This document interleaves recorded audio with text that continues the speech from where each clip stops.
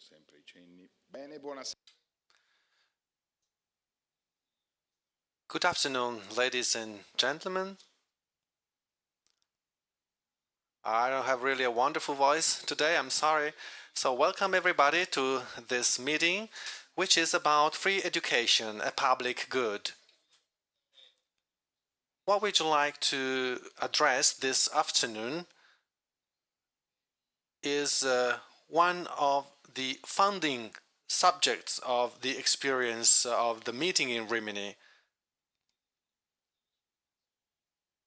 In every single edition of the meeting in Rimini, the organizers have always wanted to have it in the agenda to propose original opinions, which doesn't mean that it has to be different from the others, but we always wanted to go back to the origin. That is, for a society, the value of education that is attached to education is certainly one of the most effective signs and easiest signs to understand the degree of development of that society. Everybody talks about education today. While driving here today on the radio, people were saying that €1 spent in education is €1 less spent in defense, and everybody knows that there is a certain link. It is not a hypothetical link, it is certain and positive link between investing in education and economic development, and also about the capacity to strengthen the resources of a country if funding is devoted to education. Everybody knows, and this has been said in so many conferences. For example, Ambassador Staffan de Mistura and the director of the Bardo Museum also said that investing in education is an investment against terrorism, against violence. Without education and without this support, we would have less free society and less accessible societies. But there is a further reason why education has always been at the center of the agenda in the meeting in Rimini. It is a personal reason. It's not just a matter of, general rationale or public action. The thing is that without adequate education, persons do not develop their own potentials. And without an education that meets the standard of such potential, people are not enabled to know, and without knowing, the other will remain unknown and hostile. So education is not just a value per se for what it produces in the country, but it is also a factor that is linked to human dignity in its relation with reality. There is then another reason why the subject of education has always been at the center of the agenda in the meeting in Rimini. Well, all the things that I've mentioned so far, because of those things, education has always been a founding element on which democratic development and civil rights in a country have been built. If you notice, all totalitarian regimes would start attacking education, would start dealing with education. They put the educational system under the control of the state. So I want to take this opportunity to express something, as I could do with the mayor of Al-Bakir. We're very worried because of the situation in Turkey, where tens and tens of teachers and principals are really going through a very problematic experience. Because the line between democracy, freedom, and violation of democracy and freedom always finds in education a clear indicator. If we want to look at the degree of freedom of a country, we should look at how free education is in that country. That is why all contemporary constitutions and so many constitutions, which is a field I am pretty familiar with, all the constitutions deal with education. The Italian constitution is one of the constitutions that mostly talk about education. It talks about culture and also mentions the rights and the duty of parents to educate their children. We celebrated the 70th anniversary of our republic, and so the constitution has been mentioned so many times over the last few days. Our constitution is also a really nice text from a lexical point of view. There is a distinction between instruction and education.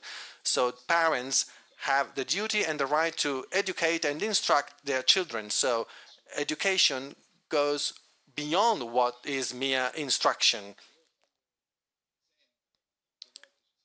And also I wanted to refer to this thing, that is that it's not just the Italian constitution that entrusts the parents with the duty and the right to instruct and educate their children, and school is free. It can be promoted by the state and by private subjects too. That's what it said in the constitution.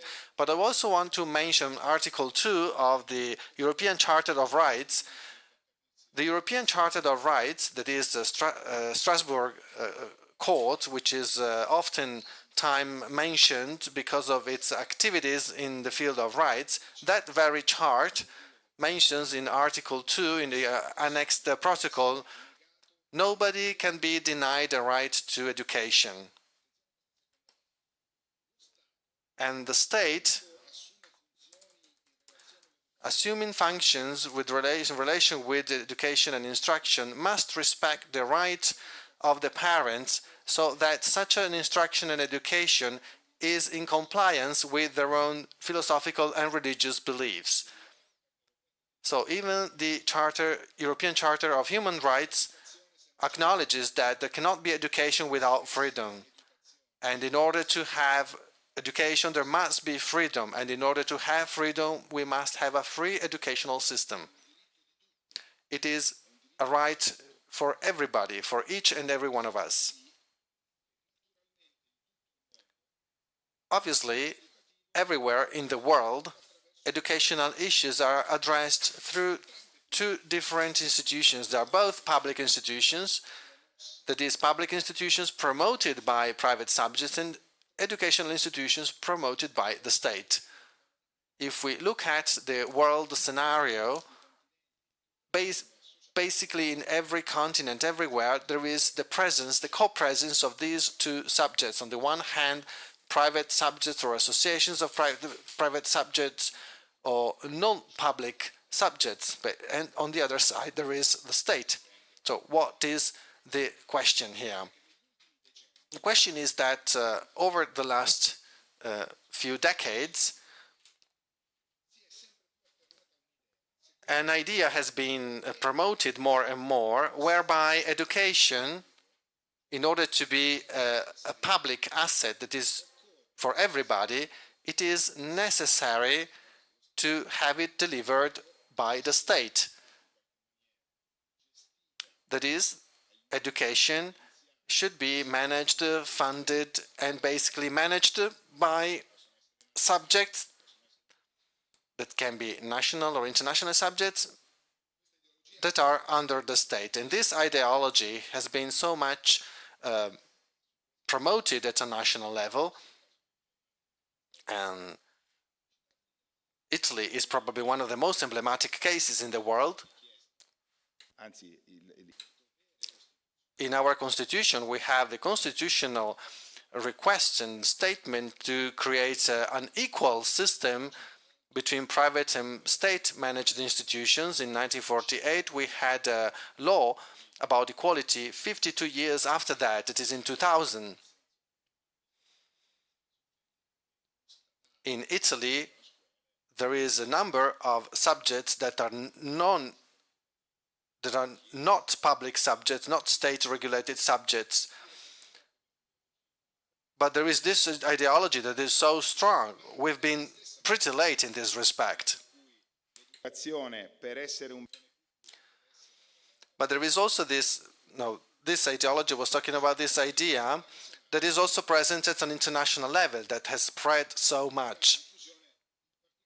It has spread very much, in particular, if we refer to what used to be considered developing countries or third world countries, because there it was even,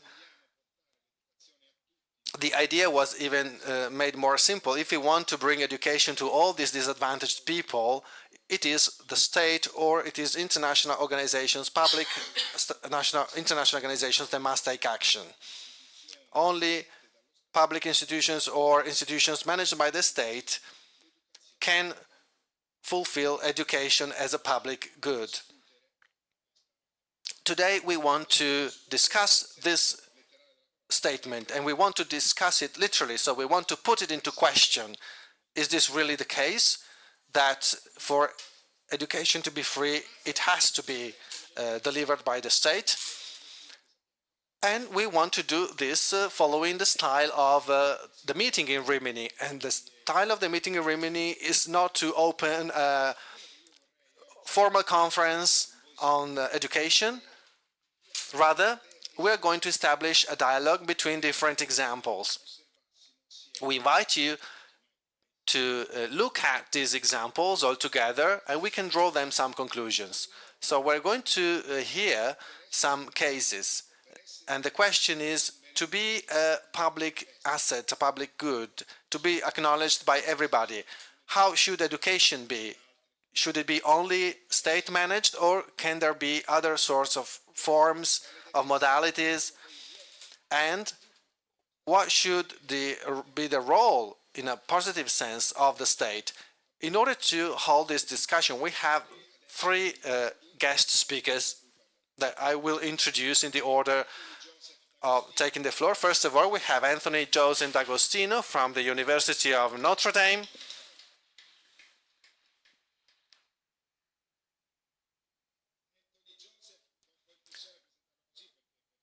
Anthony Joseph, well, normally we call him TJ D'Agostino. I'm a bit uncomfortable calling him Anthony Joseph. He's from the University of Notre Dame. It's a bit hard for me to talk about this university now because it is basically a fixed presence in the meeting. We've been lucky to have so many times guests from this university or proposed by this university. TJ has been working since 2006 within a particular program of this university that is called ACE program, Alliance for Catholic Education. This is a very particular program. He will talk about that. And in particular, TJ attends international programs in this program, the international projects. And since 2015, in addition to this activity of promotional work, he also embarked in research. So there is this research on the policies and the management about education. The second guest is Alessandro Mele from Cometa, the Cometa Foundation.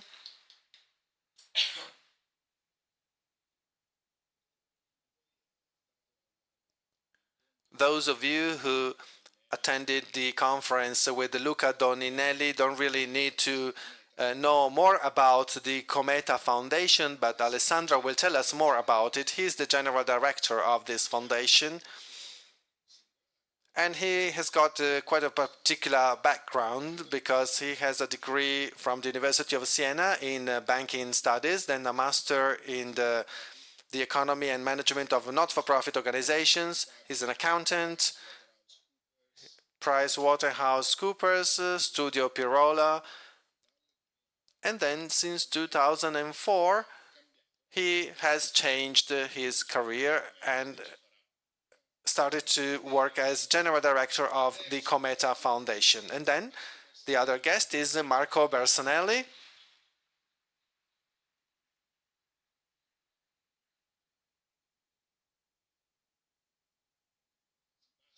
Well, I could stop there, I guess, but I must add something to be a good presenter. He's a full professor of physics and astrophysics, and everybody knows that, I believe. But what I would like to mention is that his studies and his publications and his thoughts are very well known. But today he is here On a different note, actually, he is here not so much or not only for that part of his research background, but because since 2012 he accepted to be president of the board of director of the Sacro Cuore Foundation for Youth Education. And this foundation manages a school in Milan. The Milan school is called the Sacro Cuore School. And so Marco will be the last presenter in introducing these examples we will hear. So the question is, free education to be a public asset should be just managed by the state, or can there be private experiences? TJ, you have the floor. I'm so happy to be here with you today and grateful for the opportunity to speak on this topic. I'm going to tell a few stories from my experience, and I want to make 3 points. First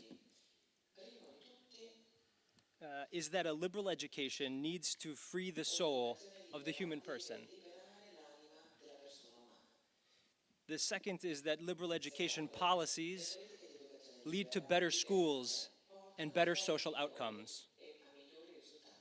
And the third is that emerging economies face a critical moment on these issues, and the Catholic Church has an important role to play.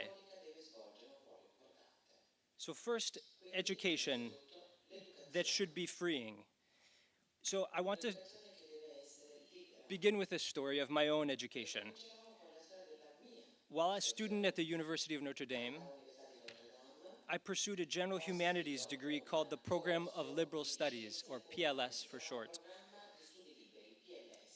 PLS was basically a classical education where you study the arts and philosophy and the natural sciences. It had a core course each semester called the Great Book Seminar, where we read the greatest works of Western civilization, starting with the Greeks, Homer and Plato and Aristotle, and moving up to modern literature and philosophy like Descartes and Dostoevsky.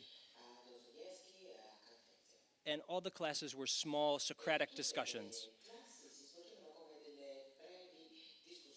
My professor in the first Great Book Seminar was an Orthodox Jewish rabbi,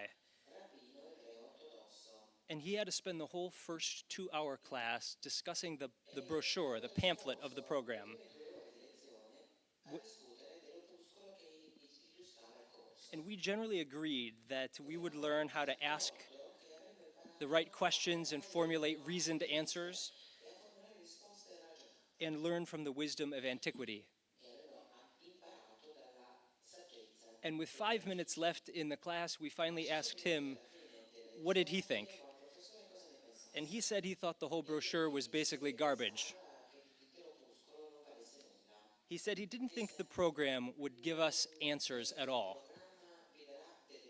but said that if we did it well, it was about creating turmoil in our soul. He said we should read every book as if it were capable of revealing the truth.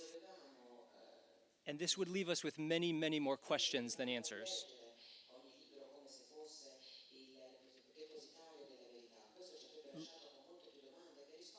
Later that year, Professor Bartke shared with us that as a devout Jew, it was important to him to be teaching the greatest works of Western civilization in a Catholic university, to engage from a particular faith tradition and be informed by that gaze.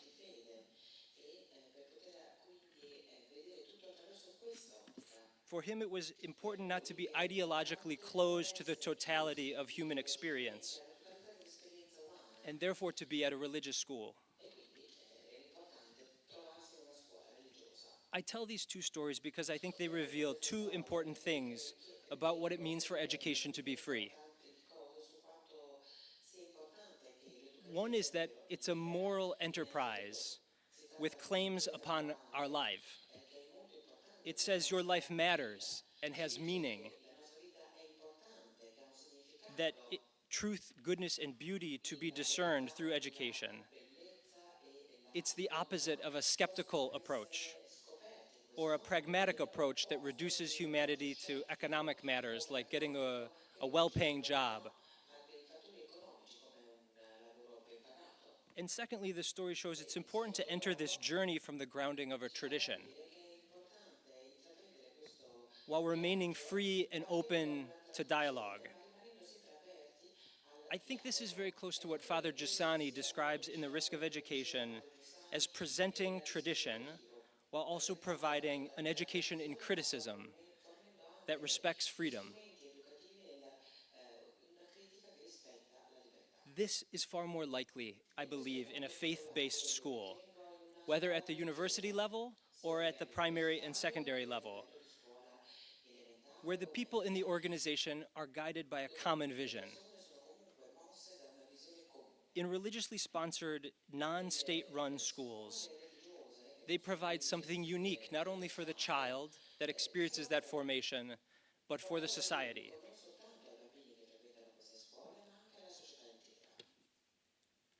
The second point that I'd like to make is that free education has strong social outcomes for the society.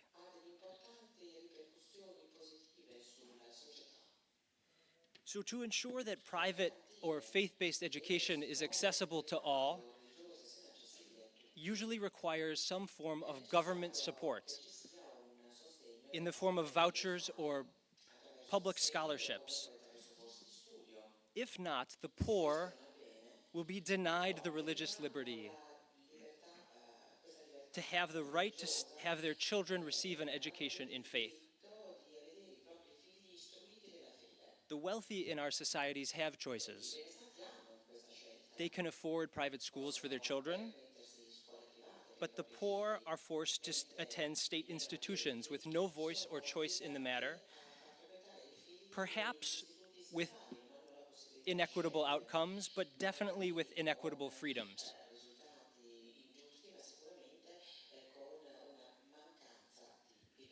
But beyond an argument from social justice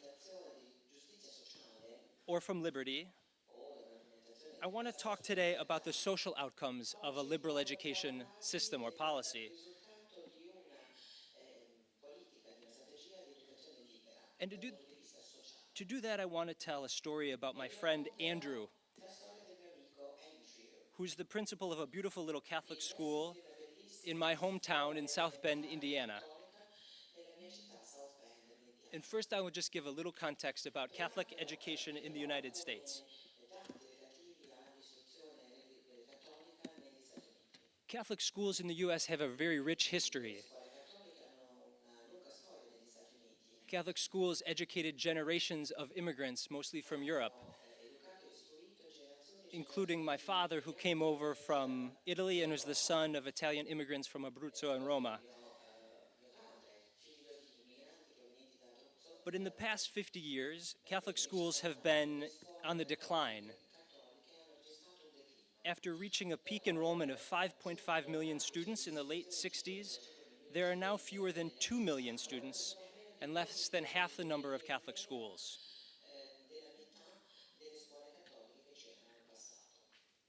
This is a picture from my university in the 1920s. These were the religious men and women who were staffing Catholic schools for generations.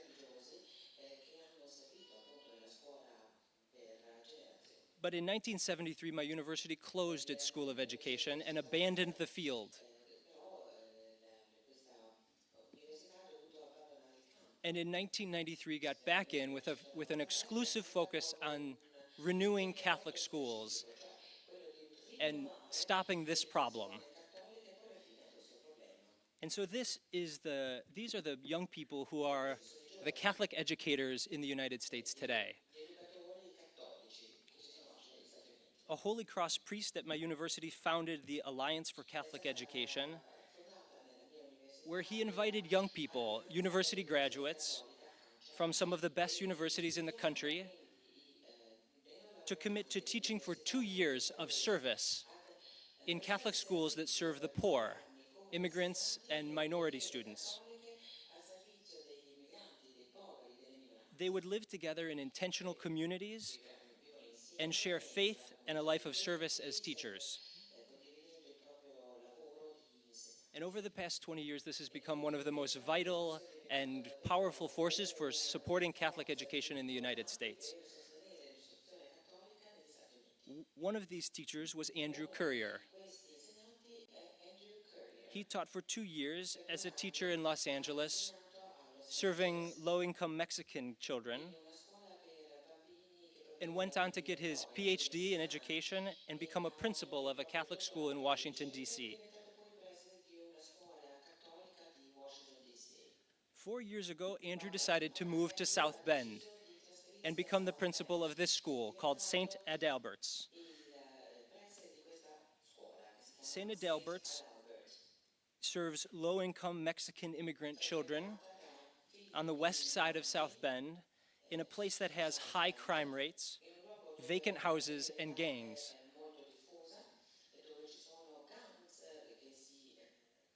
In the years before Andrew arrived, the school had been struggling to keep its doors open. Enrollment was down, academic results were not good, and there were financial problems. Despite a booming parish with Spanish language masses that were full every Sunday, parents simply could not afford to send their children to the Catholic school. Then the year before Andrew took over as a principal, the state of Indiana passed a new policy and created the most robust voucher program or public scholarship program for the poor of any state in the United States. Virtually overnight, the school was transformed. Once the cost barrier was removed, families flooded into the school and enrollment doubled in 1 year. The new policy in Indiana allowed private schools to remain more or less autonomous from state control. However, the state imposed one condition. Schools receiving students with the support of vouchers from the state would have to take the state exam at the end of the year. And based on the results of the exam, would receive a letter grade indicating their quality. If their students were doing well, they would get an A, and if they were doing poorly, they would get a D or an F. Now, the year before Andrew arrived to become the principal at St. Adalbert, the school received an F for their math grades, for their math performance. And so they needed to improve within 2 years or they would lose the voucher, which would cripple the school financially and they would need to close. So Andrew had a very short time to turn things around. And with a lot of commitment and support to his teachers and to the students and some new math programs, things got better quickly.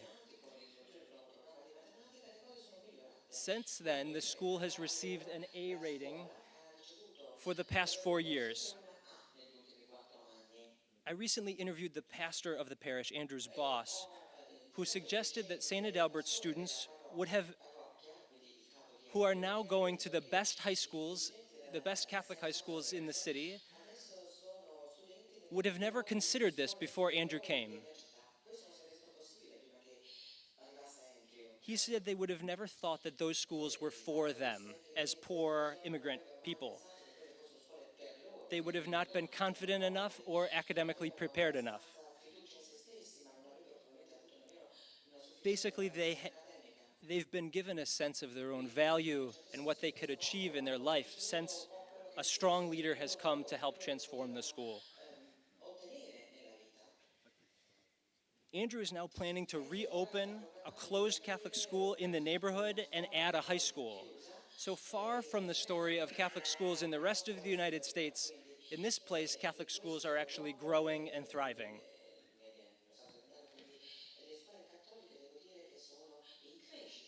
This story illustrates how liberal education policy works to contribute to the common good, where good leaders and good schools like St. Adalbert's can transform the lives of children. A mix of competition and accountability reward the best schools, and children benefit. And research confirms this basic story. So forgive me for a moment to tell a little bit of a story with some data. So an economist here in Germany, in Munich, did a study of all of the OECD countries on all of the international tests. And he looked at a few different variables to see what made school systems successful. And one of the things he looked at is how many private schools there were in a system. What you see in the first two bars is that schools that had more private schools tend to do better. And what you see in the black bars on the right is school systems that gave some public funding to private schools also did better.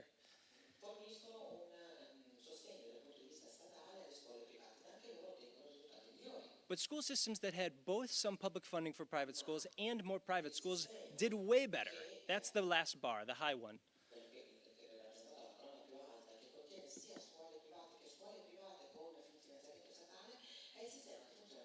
He also looked at questions of school autonomy or freedom.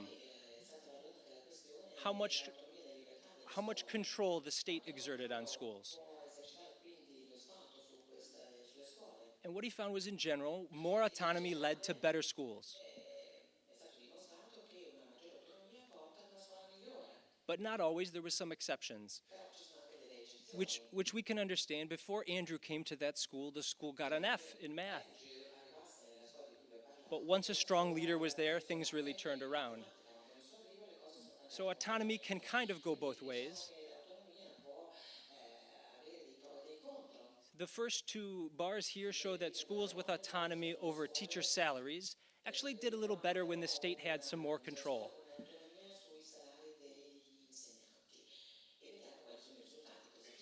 And the other graph, the other part on the right side is for the effect of systems that had a state test that indicated the quality or performance of schools by having some transparent information.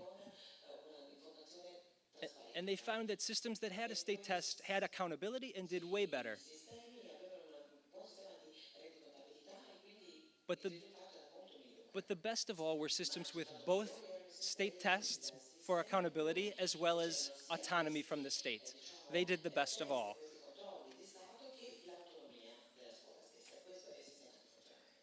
This is basically the formula that Indiana used. And they copied this from the state of Florida, which used all of those different characteristics starting in 1998 and dramatically improved the results for their students over the past 12 years. Especially the poor benefited, who kind of doubled their performance academically. So there are certain characteristics of education policy, and liberal policy just tends to work better, which is an important lesson for the common good. And finally, I just want to share a few words about the work I do now at Notre Dame. My work is really focused on education in the poorest countries in the world. Most of my work has been done in Haiti, where I've been working since 2006, and then after the earthquake in 2010 became much, much more involved.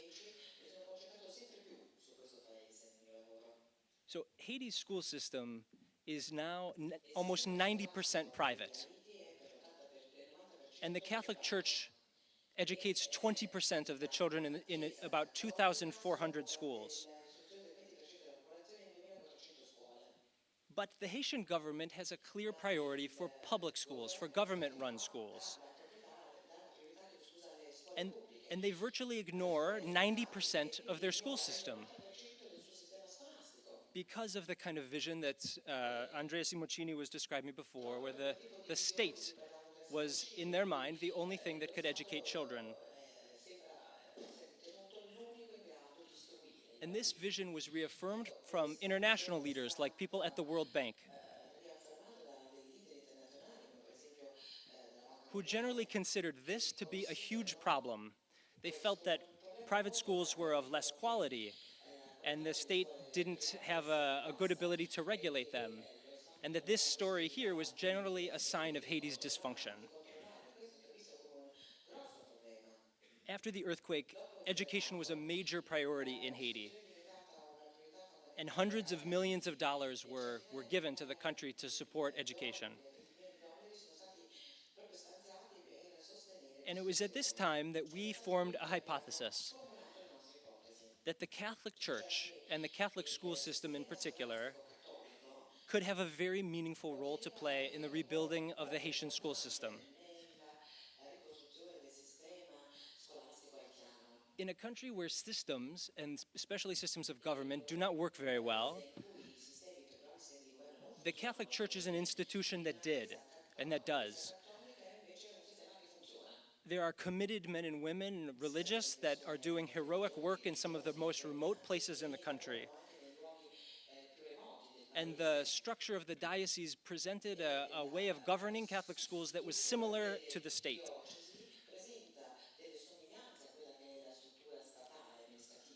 And they also provided stability, whereas there had been 20 ministers of education in Haiti in the past 20 years,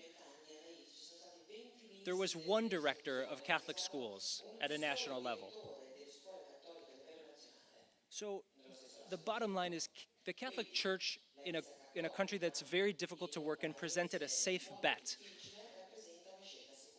But the rest of the international community couldn't see this. It was just too different from their worldview of how they think about education. When we started talking to people about the church to help rebuild Haitian education, the line we heard most often from international leaders was that if the state can't even support public schools, how could it be expected to support private schools? So, despite the research I showed you a moment ago that private schools could be an asset in a system, people were completely ignoring this aspect of Haitian education. So we decided to try to prove what was possible and how the Catholic Church could be a meaningful partner.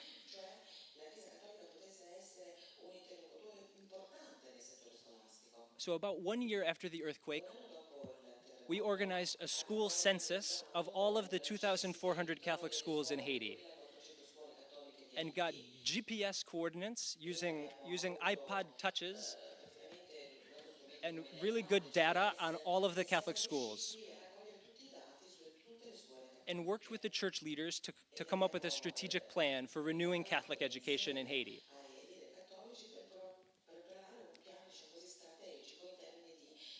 And in about 10 weeks, we got to 99% of the Catholic schools.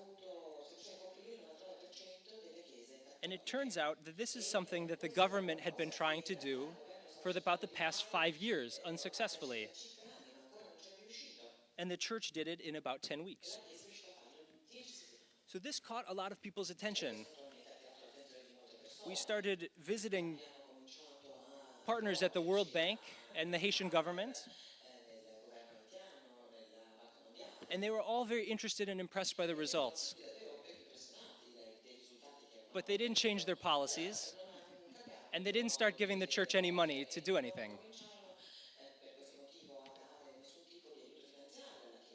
But a few private foundations did. And over the past 5 years, working with the Catholic Church and some Catholic NGOs, we've trained over 1,000 teachers and helped support community participation in over 400 Catholic schools. And a few years ago, we turned our attention to this problem. The fact that after 2 years of schooling, half of Haitian children still could not read one word. And we felt that this was a central problem and needed to be addressed urgently. because if students couldn't read, they couldn't continue to learn for the rest of their years of schooling. And so a couple years ago, we started a literacy program. We implemented it in 50 Catholic schools that trained teachers and gave them very good materials and had very interesting, engaging, participatory methods for children. And we had a really rigorous evaluation to see if it was working. And what we found was that children in the Catholic schools that we helped to train were learning at 2 or 3 times the rate of the children in the other Catholic schools. But we also learned that the Catholic schools were doing dramatically better than most of the other schools in the system. So we were able to take very poor schools serving the poor, even though they're doing comparatively very well, and make them much, much better.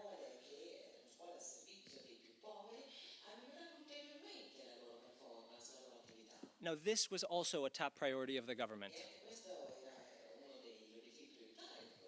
And we just got these results a couple of weeks ago. And finally, we took them back around to the institutions in Washington, D.C., like the World Bank and the Haitian government. And we said, look, this is working, and the church wants to implement this in all of their 2,400 schools. And these results were way better than any other organization had gotten in Haiti with anything like this. And finally, after 6 years of knocking on the door, it just changed. And the government said yes. And the public donors said yes also. And they finally, I think, are seeing the value of what the Catholic Church can provide. And now we have a different problem on our hands, which is they all want to give the church money at the same time.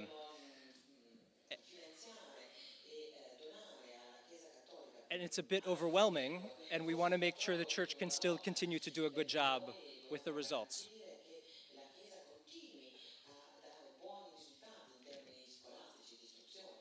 So in addition to having a huge benefit to children's lives,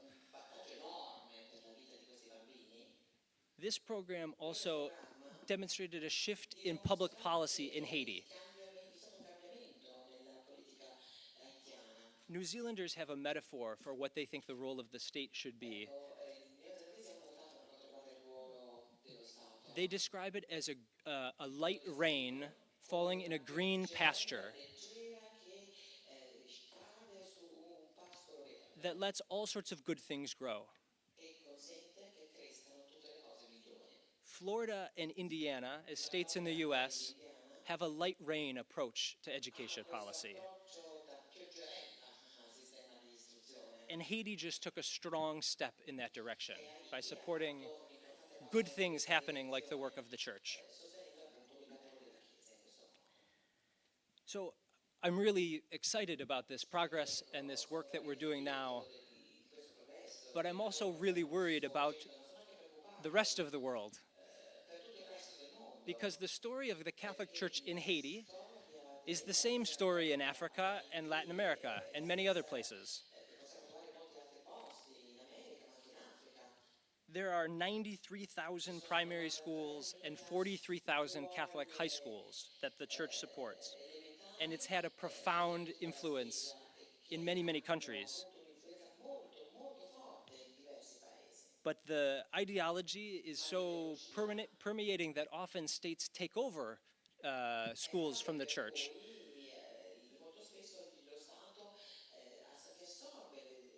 And I think when they do that, they kill some of the organizational magic that makes them so effective.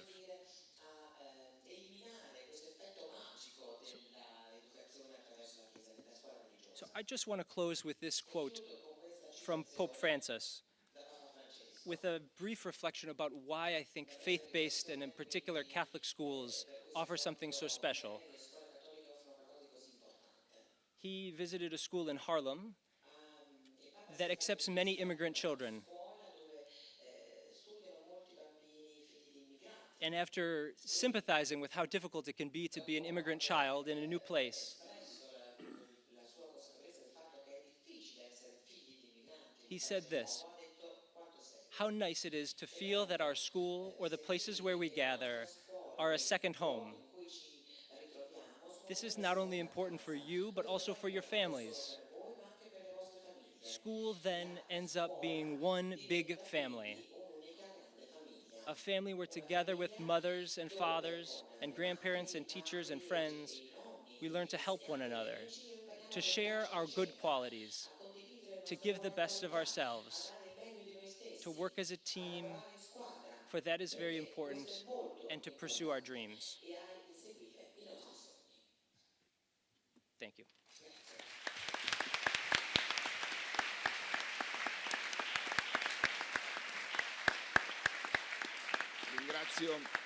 Ringrazio Thank you very much, TJ D'Agostino, for the stories that you shared with us. There's no need to comment too much on these facts because the facts he showed really destroys two ideas. First of all, that public school must be fearful of private school, but that's not true because with the two systems, the overall results are better. And especially the second dogma is that the private schools is something for the rich. We have had a clear demonstration that the opposite can be true because in the Catholic system, wonderful results have been obtained in the poorest areas of the world. So much food for thought, and now the floor goes to Alessandro Mele from the Cometa Foundation.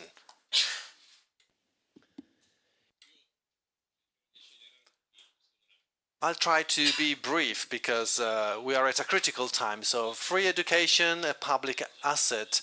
Andrea said it all for the introductory part, so I would only like just to give you some examples of the experience of the Cometa Foundation. And the question is, what kind of school for the 21st century? Something is happening and the school is being involved in this change. Immanuel Kant stated that education is the biggest and most difficult problem that we have to face because man can only become a real man through education. Then Mandela stated that education is the most powerful weapon to change the world. Gandhi stated that education will have to renew for the love and creation of a new world. We really do not need to emphasize the centrality of this idea, as Simoncini said before. And then there is this idea of the freedom of parents in educational choices. This is enshrined in the UNESCO Charter of 1960 that defends the freedom of parents to pursue an education that is in line and with their faith and their ideals for their parents. So all these concepts are, in theory, very well acquired. But basically there is then the ideology of universalism that in Italy caused 2,900,000 displaced people. It's a kind of war. Why do I call these displaced people? Displaced to the state school, which were absorbed by vocational training programs, which is the only system of chartered schooling programs because it's funded by the state. It is free of charge for the students, and this is called IFP in Italian. So in Italy there is an exception. There is a system that is funded by the government, which works, and historically it has been able to absorb that part of student population that I mentioned before. And MEP Toccafondi mentioned this data some time ago. If the private schools closed in Italy, the state should invest 6 billion more in education.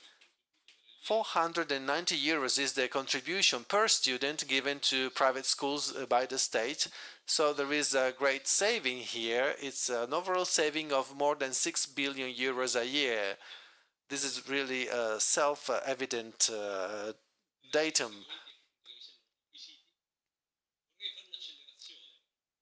I would like now to go beyond these data, because if we take these data for granted, the problem is that things are not really moving.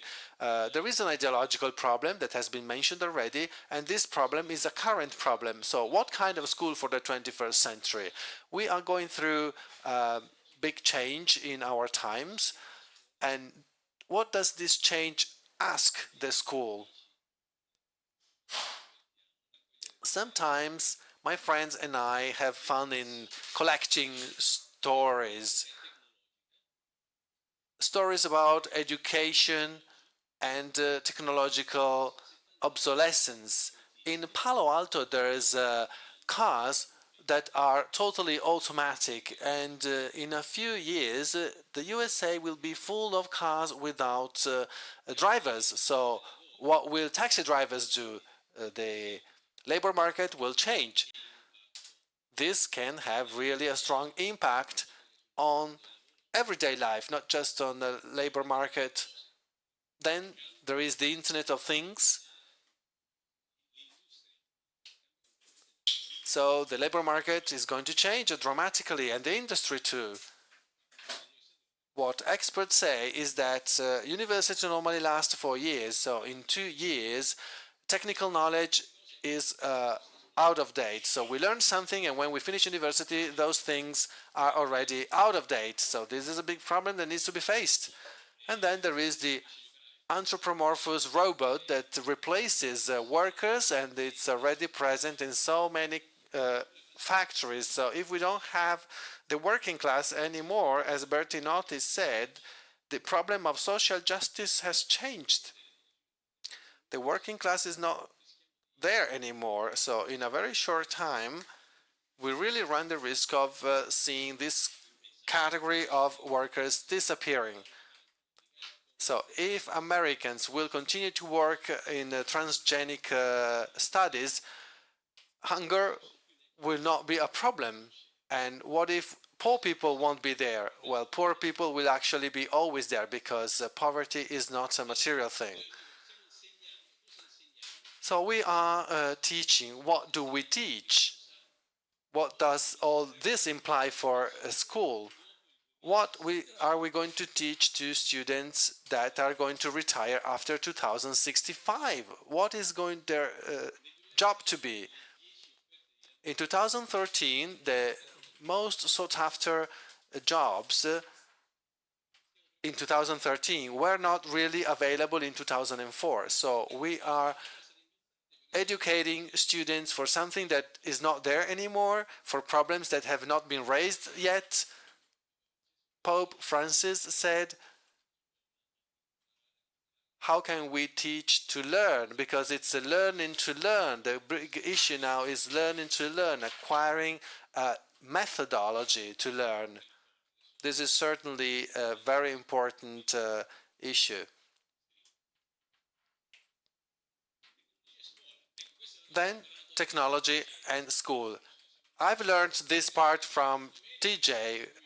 We went to the United States to study, to learn. He attended us, and he taught us this after going after all the weapons. Now there is this thing of being technological development. So millions of dollars are being invested in these STEM academies. These are high schools where there is an integrated science program starting from reality. So the approach is completely different from the inductive and deductive approach. So we teach things to people, but they start from reality. And in this technological development, the European Union says that 900,000 people are missing. There is a mismatch of skills. We don't have skills in information technology. So 90% of employees, of people on the job market, do not have these skills. And we're not talking about just the high-tech market, but all markets. These are cross-cutting competencies. Then I would also like to mention this other provocative idea.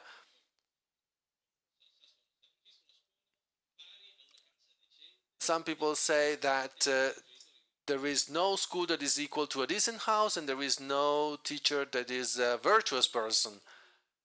Out of 1,000 weddings, 500 there is divorce in the end. This affects the idea of family that is crumbling, educational system is crumbling. If knowledge is based on emotions, how can school help students learn? If there is an emotional problem, then there is a problem for learning, and we can't really tell the students go back home and solve your problems at home because the family is not there anymore. So something must really change.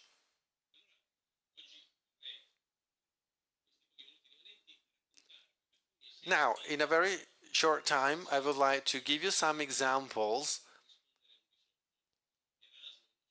on how to respond to certain needs.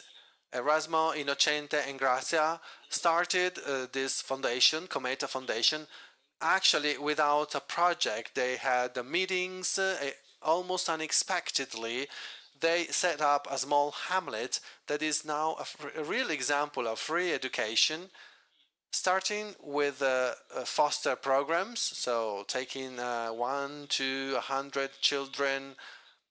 We now have more than 400 foster children, starting with these kids that decided to leave school, but now they are back to school and they can have a future. And the first thing I would like to mention in this experience of the Cometa Foundation School is really linked to its origin, because the origin, the way it was set up, really gave it a shape. It is a kind of big family. School is a sort of family, as DJ said. There is no ambiguity here. The relations are true relations. And there is also the capacity to welcome what is there as it is, and this has created a laboratory of innovation. Erasmo placed a big gorilla with a big hand where there is an inscription saying, let us discover the excellency that is inside each of us. So this is to say an idea of education that is made of freedom. In every single moment, we have to decide whether to grasp God's hand and be himself or herself, or be like the gorilla, follow the instinct.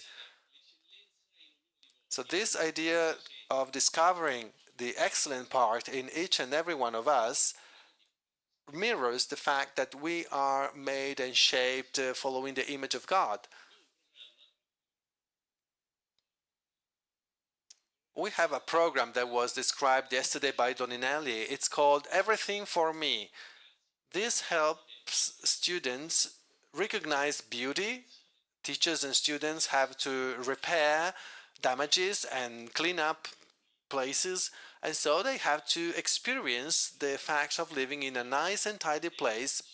And so this is educating through beauty. Beauty is really the backdrop for all our activities. How can we stimulate again the desire of the heart of these people? These students wanted to leave the school, so they don't really have any desire, but Erasmo created this beautiful place, and we saw that this beauty has an extraordinary educational strength. Students are kind of asking us, why should we live? And through beauty, they rediscover the willing to be themselves again, to go through their journey and to carry on. After school, these students were sent to companies, and in the companies, we couldn't really recognize the students.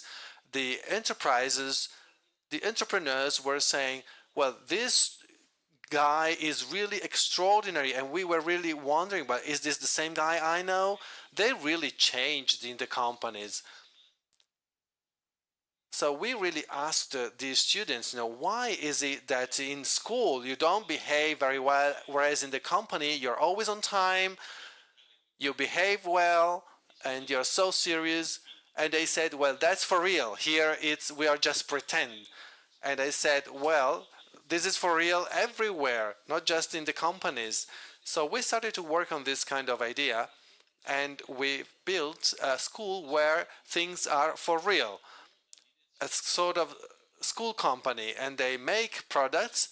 So we have a textile factory, we have a food factory, and a timber factory, and they have real clients. So this is a real business activity with interesting results.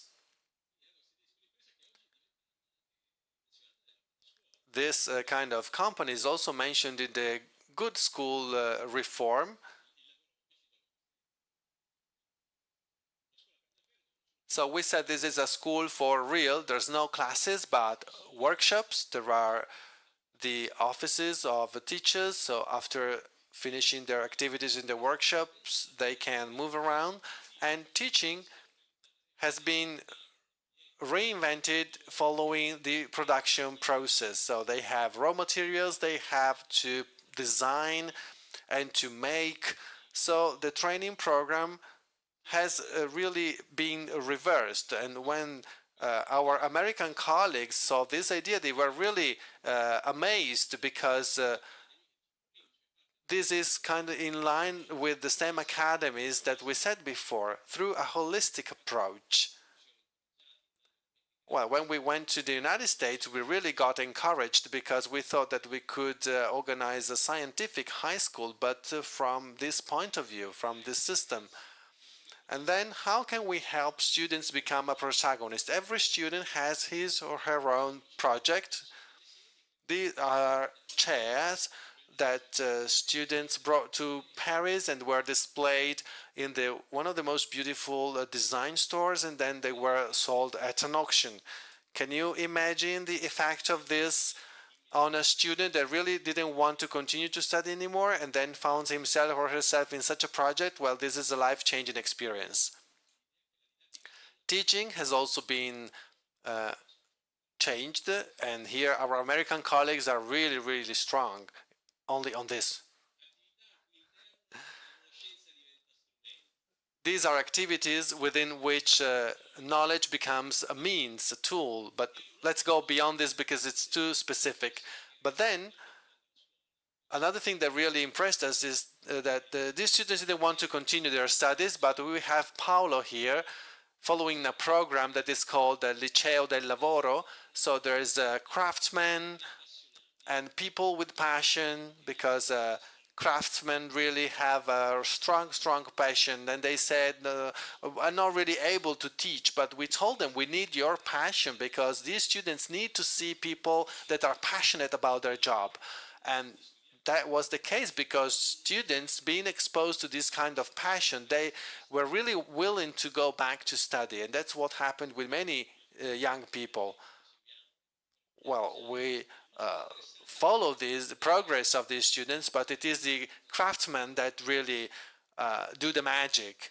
They become protagonists, and they really found someone to whom they can pass on their skills. So this is something terrible is when one develops certain skills and then see these skills that are not continuing, that are not developing through the generations. But here they found someone that could inherit their skills. So this is a big problem that we're trying to fight.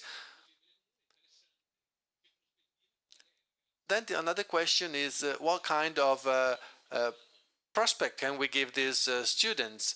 With the best companies, the tourist companies in our area, we funded an academy, a post-diploma academy.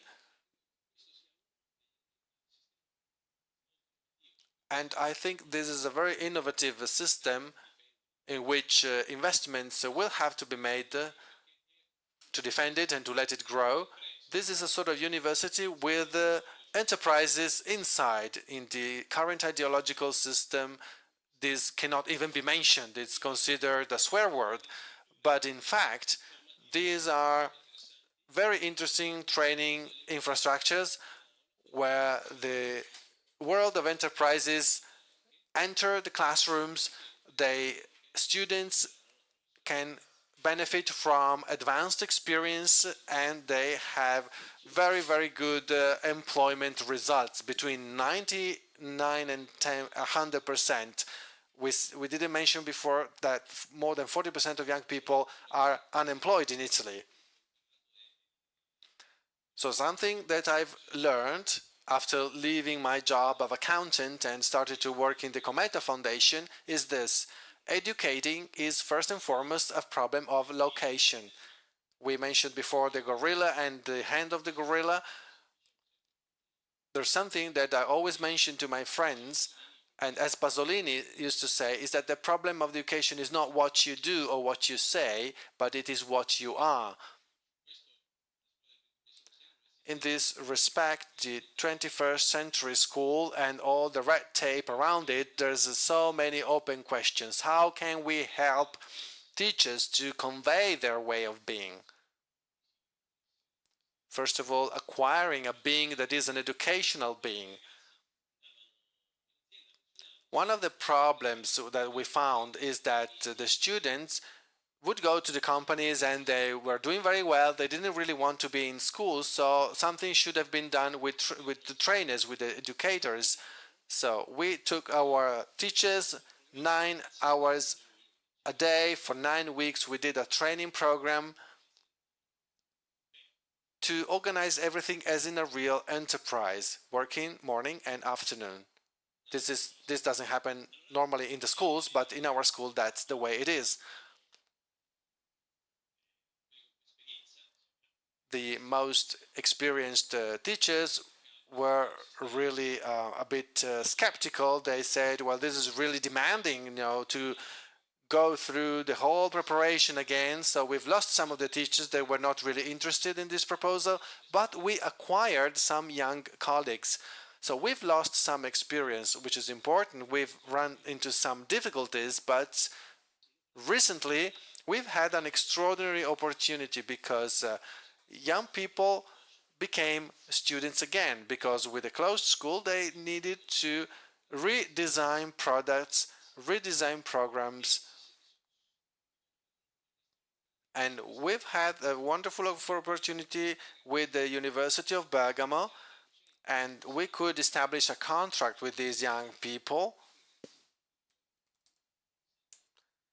And these students, while they work, they study, they do at the same time, and they can do a PhD thesis on the experiential method of learning. Then we went to the United States, we got to know DJ, and we really seen wonderful things. This is a sort of construction site, if you like. There's a lot of activities going on. This is an open place. And one of the best things that we've received, thanks to one of the first persons to complete the PhD and started to publish, with Paolo Leonardi, a research group was created.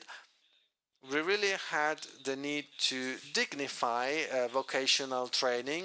It was hard to have a university professor with us because university professors do other things, but we really insisted, and we've created this research group. Here you see the website. It is a small group. It was established in August, and I think that we'll have interesting things to tell us in the future.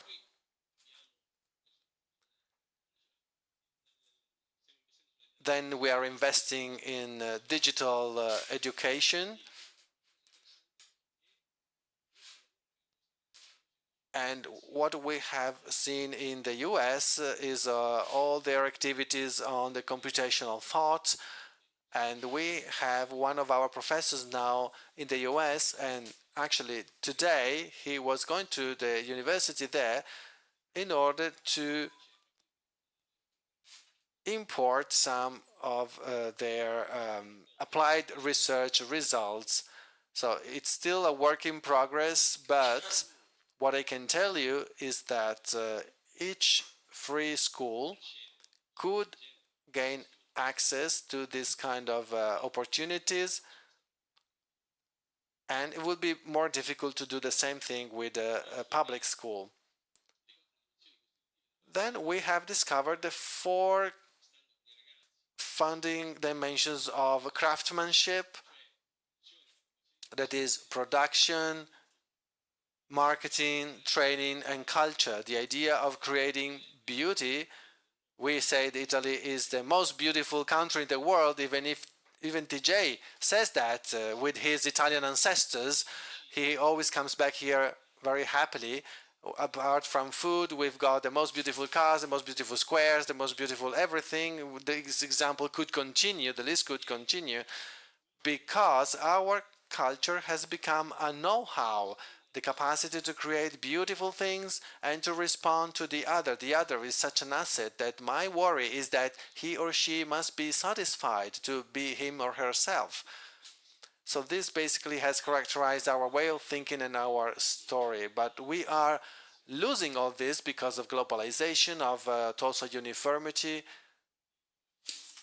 or socialization, or the ideology we mentioned before.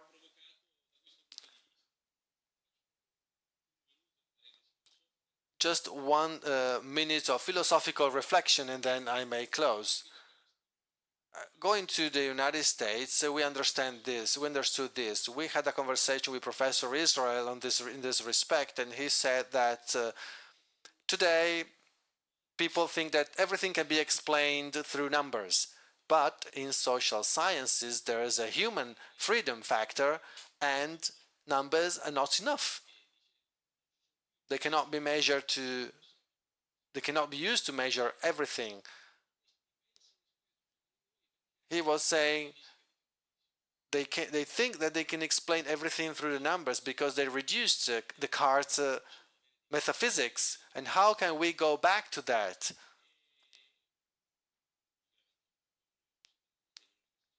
I kept asking this question because I would not get an answer, and eventually I said, well, we did this. We brought job into the school.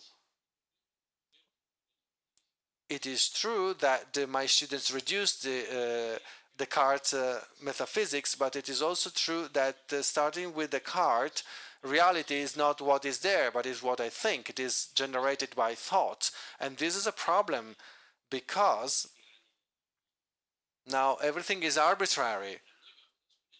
So we took labor and brought it into the school. If a student of mine make a cold coffee, even if he thinks it's warm, well, the client will not pay for that coffee. So the school, in this respect, has done something extraordinary because relation with reality has been brought back to the school. So pardon me for this philosophical parenthesis, but I really wanted to tell these things to the audience. So there is this dichotomy between the academic world and the world of labor, but we put the two things together. So talking to Israel and traveling, he said that I am an Aristotelian, and I said, well, maybe if you say so. Is that an offense? I don't know. We understood that there is a new way that we all have to go through pretty fast because you've seen what is going to come. That is rethinking school not as the result of idealism or a pragmatic school that teaches you how to do things and not why. And I think that maybe here there is a risk for the US, but a realist school, that is a school that is able to start from reality and conquer knowledge as an experience and not as an a priori notion.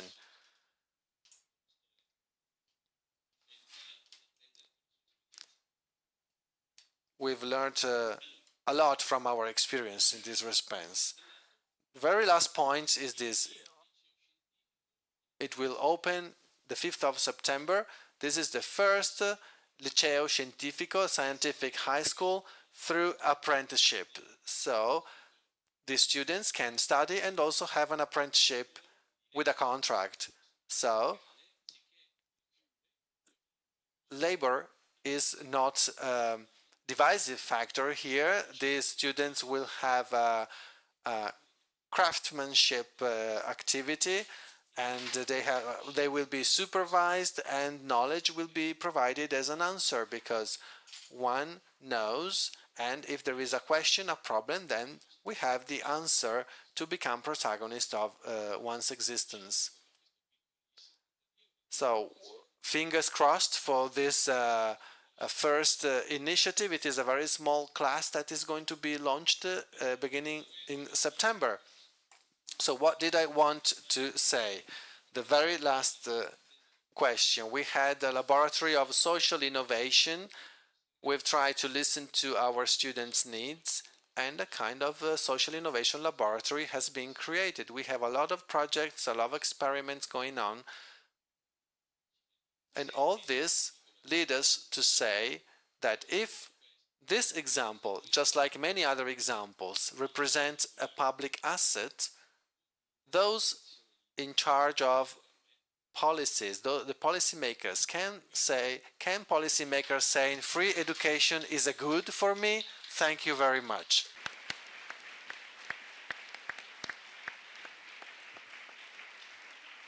Ma direi che Well, I'd say after this extremely interesting contribution by Alessandro, we know that what he was working in Pricewaterhouse, and he was capable of communicating everything he wanted to say in 25 minutes.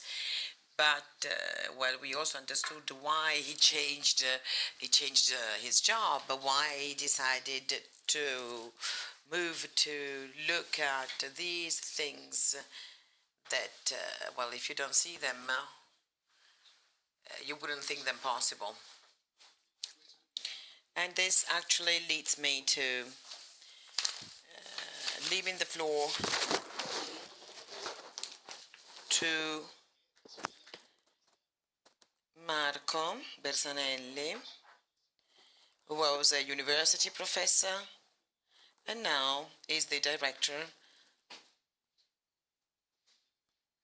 of the Foundation Sacro Cuore.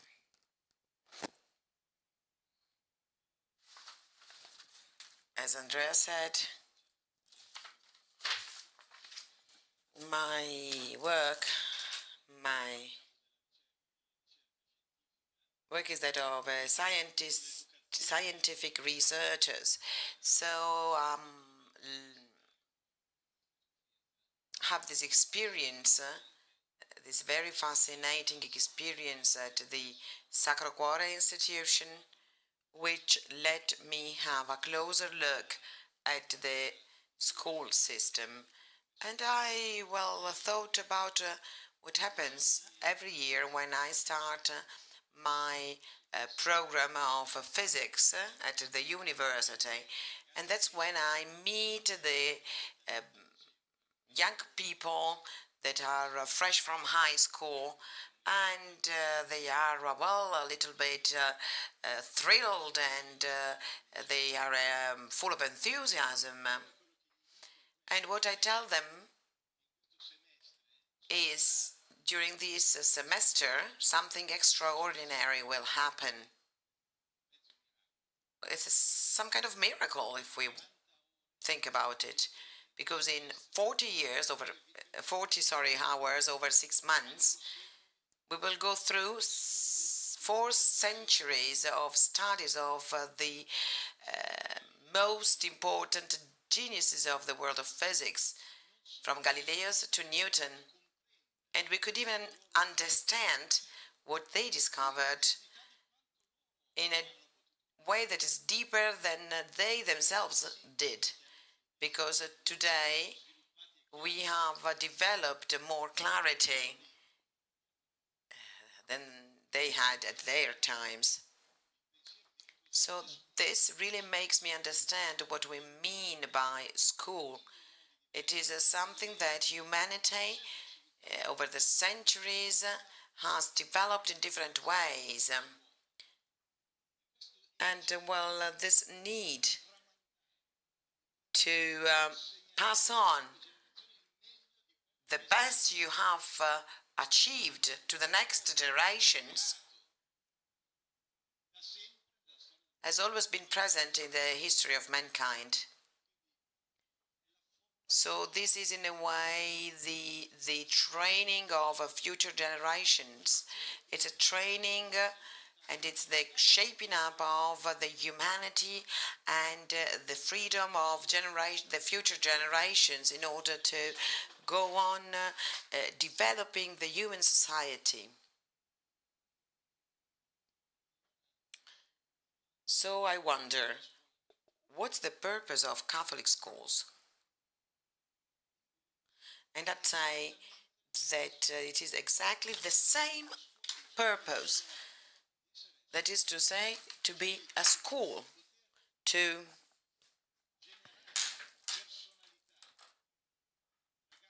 create personalities, young people who will become men and women, who will be inheriting the best of human discoveries and thus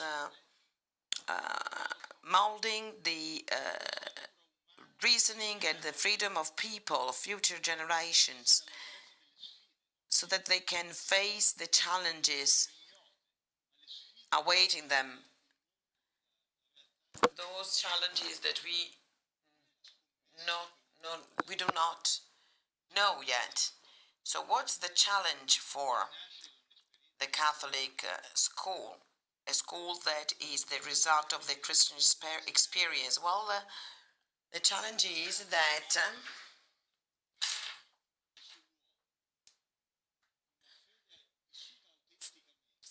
faith lived in an authentic way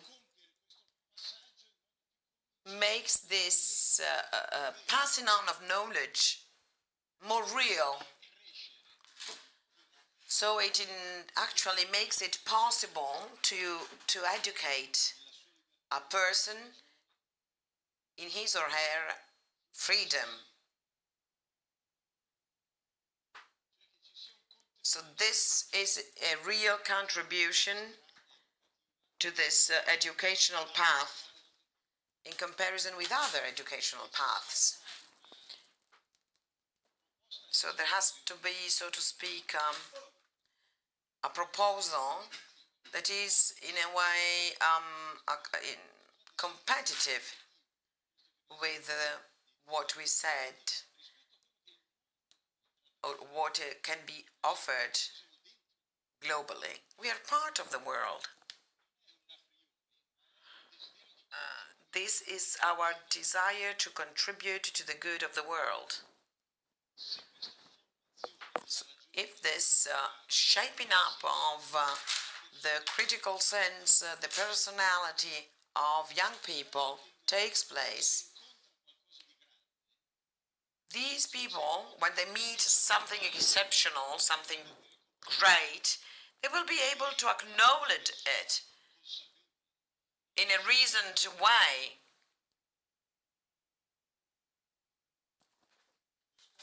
So the purpose of a school that is based on a particular experience cannot be an ideological indoctrination of students according to a certain idea. Father Giussani, who founded the school that I have the honor to be the director of, the Sacro Cuore in Milan, Father Giussani, when he had his first day as a teacher of religion in the state school Bersanelli in Milan, he said, "I did not come here to convince you of my own ideas. I came here to provide you with a method to verify every single thing I'm telling you and every single thing anyone can ever tell you." So this is the purpose of an ambitious school. Father Caron said recently that education is not an operation aimed at convincing the others of what we believe. It is rather the freedom of a person in a relationship to that of another person, because the heart of man is thirsty of truth. The alternative is that of a moralistic path, a confessional, ideological path that has made the experience of Catholic Church weaker in the past. Hannah Arendt is some kind of warning to me. Once we have established the starting point, the ideological thought rejects the teachings of life. In our schools, we must look at this as the exact opposite of the adventure we are experiencing. So what is the most sensitive aspect today? Well, that is not so much the optimization of the quantity of information that we pass on to the next generations, but rather the reawakening of a real interest in reality as a whole. Because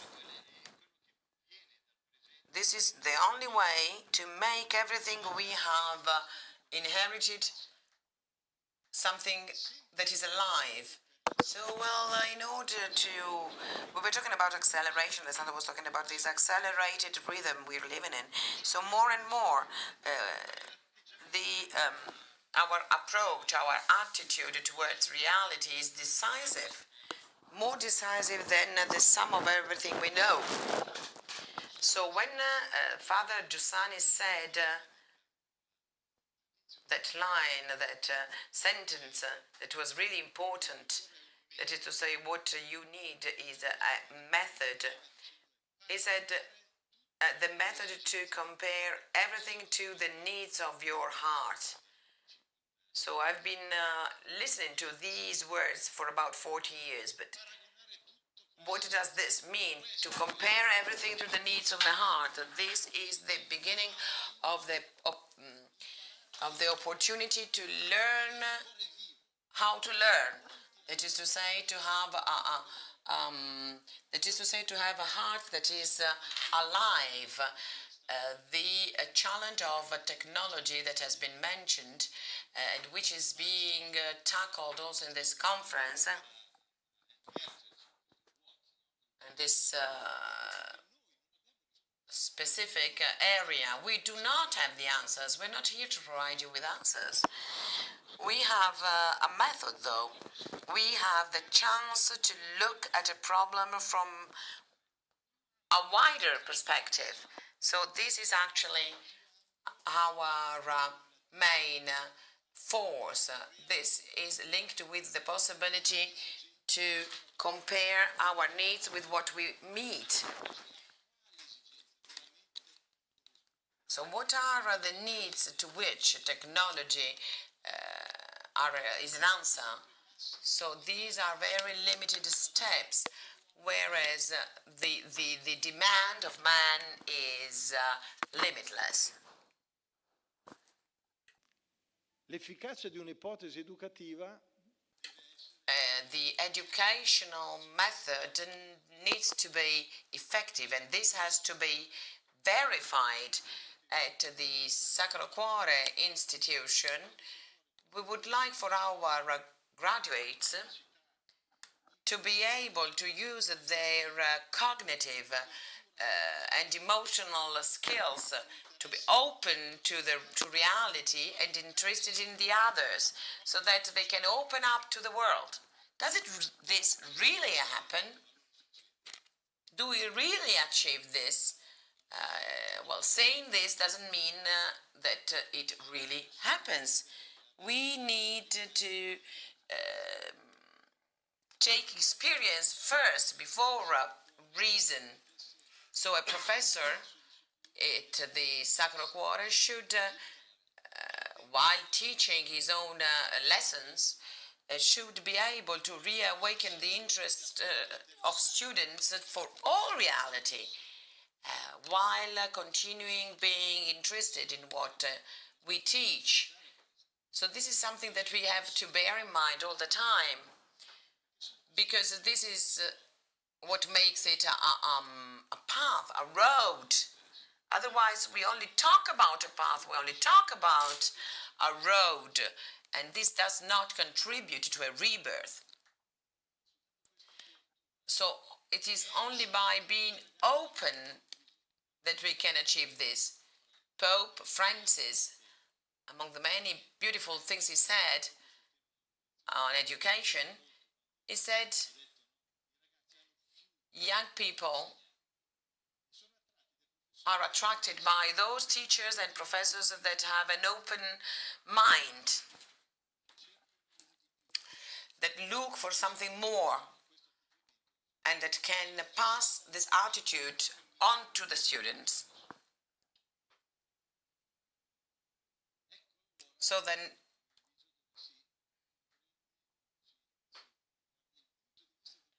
this is the point of view from which we can consider the value of a non-government, non-state school. This is a school that is the result of a very specific history, story, identified in the charisma of Father Giussani. And we can really be proud of that. And we feel this responsibility upon us. And we want to learn from that. And this is what identifies us. It is a specific trait we have. And it is, a proposal that can be made to anyone. And this is part of this verification. This kind of experience, which is the result of an educational hypothesis that could be a Catholic church, it could be a church that is the result of some form of charisma. And this actually has very clear opportunities in itself. There is an educational goal that is explicitly shared among those who practice it. So this is the development of the teachers, the professors, the principals. So this is something that is not easy to find in a state school. And I'm telling you this because that's exactly what I'm experiencing. In these 4 years at the Sacro Cuore Foundation, I was really impressed by the friendships that this adventure creates. The people working in the administrative section of the schools, the teachers, the professors, even though there are different levels of friendship, but the sharing of this ideal, of this way to look at reality, well, this passion for education, well, this is something really extraordinary, and I feel privileged, but it's not my own merit. And this is something really good, positive.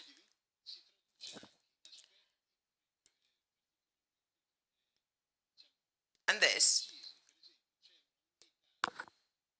translates also into very practical things. There is a unit within the administrative board and the teachers, the professors.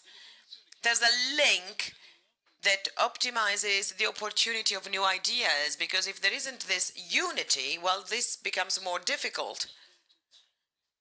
There's always a counterpart. So there is a distinction of responsibilities. I'm not a teacher, a professor at Sacro Cuore. I have, though, a relationship, a friendship with the people who teach there. So since we have very limited resources and we share the same goal, we can have new ideas. For instance, we decided to allocate some of the limited funds we have to make the trainers the those who can improve the teaching methods, the educational methods, because that's exactly what we do at school. And as TJ was saying, and this is something that we can see in Italy as well, this kind of situation really improves the use of resources. A boy or a girl attending a liberal school is generate lower costs than those who attend public schools. Here at the meeting, everyone is impressed by the organization, but we know that the organization is really light, so to speak. What makes it different is that we all want to pursue the same goal. And then there's another important aspect, that is that this kind of school becomes a center of relationships, some kind of spiral that involves the families of these young people more than in any other situation. So this becomes an educational factor that is wider than that of school. And then the labor work. And now the law even provides us with some new opportunities. These alternating, school and work, for instance. So this is something that is extremely important. With the Cometa Foundation, and we hope we will have other cooperation opportunities. Well, these are two very different schools, but they are really united. They are really joined by common history and a common passion. And to conclude, I believe we should go beyond this idea of the relationship between state schools and religious schools, because we really need to face this challenge. The time of juxtaposition is over. At least that's what I think. This defensive attitude is no longer useful. We need to use all the opportunities given by a mixed system like that in the United States that was mentioned by TJ. Well, that's the kind of system that provides us with the best performance. And this is extremely meaningful. In a liberal school, it is easier to make experiments, to think out of the box, because but it is a smaller reality. But this is not in juxtaposition. It is rather to contribute to the good of the whole school system in Italy and in the world. That's the target, that's the objective. We do not want to defend the Catholic Church, rather to show that that faith becomes a part of reality and it contributes to help people to express themselves. Therefore, we are partners of all those who have a teaching passion and educational passion. So if the Father Giussani was really the example of someone who wanted to learn from anyone. And Diane Caron, and here I'm going to conclude with this quote. There is a beautiful interview that was published in today's Corriere della Sera. And I really invite you all to read it. It's today's issue. And at the end of the interview, the interviewer says, what do you think about the future of the CL movement, let's say in 10 years? And he says, it will be a tool to contribute to the good of all. The existence of the movement is a mean, it's not a goal. It's not an end. So that means that also institutions like and foundations like the Sacro Cuore, but all Catholic schools are a mean and not an end. And the end is to contribute to the good of all.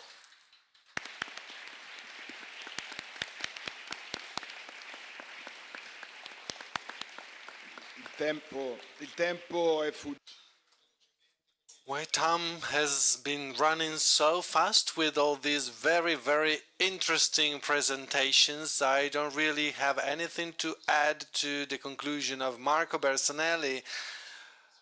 This conference has been decisive to break a myth.